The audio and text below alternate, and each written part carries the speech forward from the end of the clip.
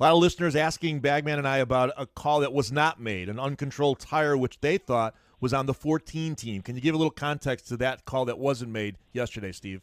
Yeah, so on that call, and I think you got to compare where that tire went and what the circumstances were. So as the rule stands, it's if the tire is controlled until it gets to the inside of the pit box. So that's kind of the first part, and then it is allowed to cross into an adjacent pit box. So that happened in both those cases, and then it can't impede another car. So in this case, if Clint would have been pitting, there's another car right in front of him, and it somehow had messed up the stop of that car, that would have been a penalty. So you can almost say the stars aligned for the 14 car there because it was open and they were able to get that car or get the tire halfway back. And then obviously that was a no call on our end with the circumstances that surrounded it.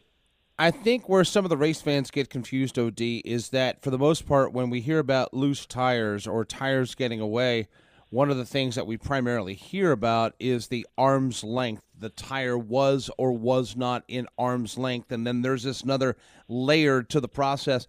Is this one of these procedures that perhaps maybe will be reviewed or looked at in the offseason, or do you feel like the way it's structured now, it's working as designed? Yeah, I think, we'll review all of those calls, but it's one of those, we never want to have to make a call, and the arm's length is really when you're on the car side of pit road in terms of a tire getting away or a tire getting hit. So, if you've made that move back towards the wall and it's in control, you have that in a more safe position. So that's always something we'll look at. This year it's new in terms of the number of pit crew members and how we do it. So certainly something we'll review, but that'll be kind of consistent through how we call it for the remainder of the season.